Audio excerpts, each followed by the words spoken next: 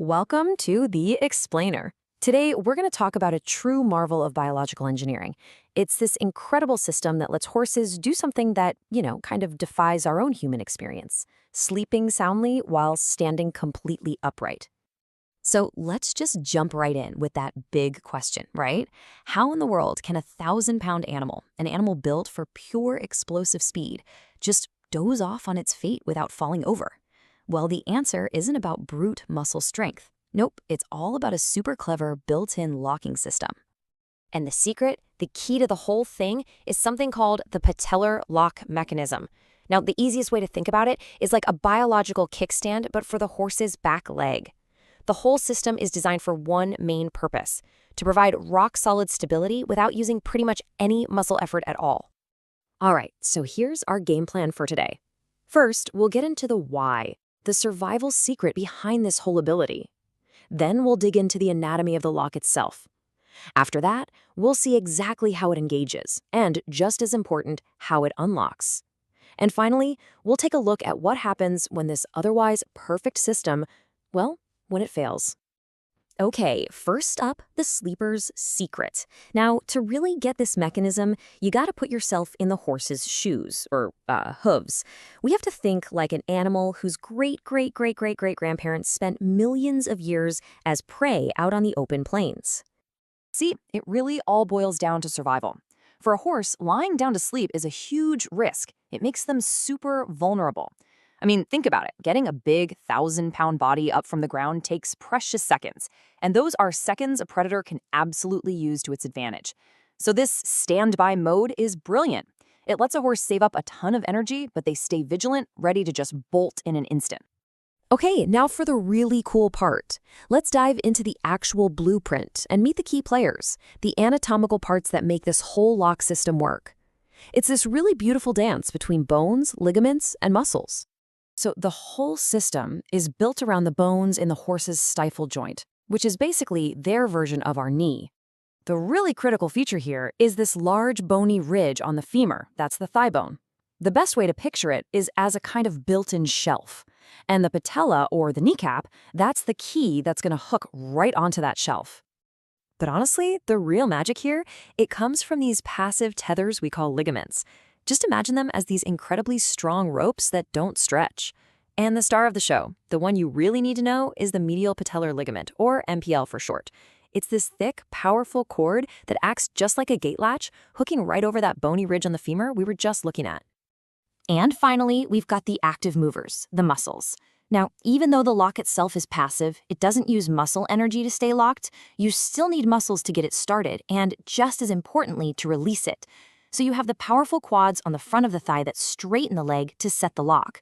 And then you've got the hamstrings and hip muscles that are absolutely crucial for the unlocking part. So how do all these parts actually come together? Let's walk through the sequence step by step.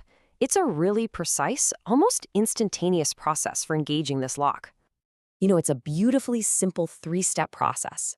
First, the quadriceps muscle contracts, which straightens the leg completely and pulls the patella, the kneecap, high up into its groove.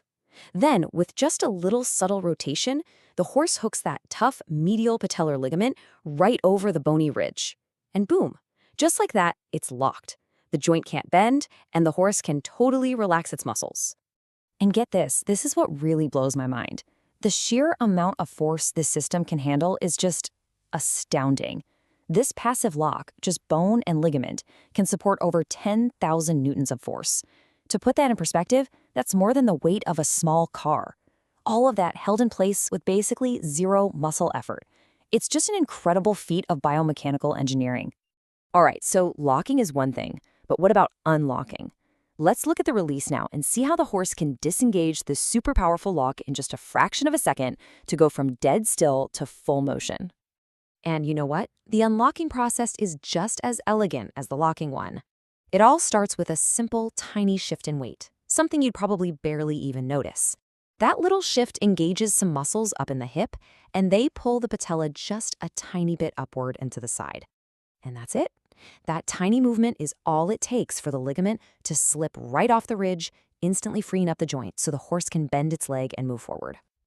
But what happens when this seamless, perfect-sounding mechanism gets stuck? Because, like any complex system, sometimes it can have a few glitches. Well, that brings us to a condition known as upward fixation of the patella. The easiest way to think about it is that the lock just gets jammed. The ligament gets hooked over that ridge, but then it has a really hard time releasing. You see this a lot in younger horses whose bodies are still growing and changing, or maybe in horses that just don't have the right muscle conditioning. And this table here really shows you the difference. Plain and simple. A normal, healthy unlock is instantaneous, it's seamless. But with upward fixation, the release is delayed, it's kind of jerky. You might see the horse's leg drag for a step before it suddenly pops free. It's literally the difference between a perfectly well-oiled machine and a rusty old hinge. The good news is, thankfully, in most cases, this isn't a long-term disaster. The problem can often be managed just by strengthening the very muscles that control the whole lock and release system, especially those quadriceps. Now, for more stubborn cases, vets do have a whole range of treatments, all the way up to and including a pretty minor surgery that helps the ligament release more easily. So, what's the big takeaway here? The crucial point is that the patellar lock is so much more than just a collection of anatomical parts. It's a perfectly honed survival tool. You could even call it a brilliant evolutionary hack that gives a prey animal two absolutely critical advantages: saving energy and being ready to run for its life at a moment's notice. It really is a stunning example of natural engineering at its absolute finest. And it kind of leaves you wondering, doesn't it? What other incredible biological systems, maybe just as elegant and just as essential, are hiding out there in plain sight, all around us?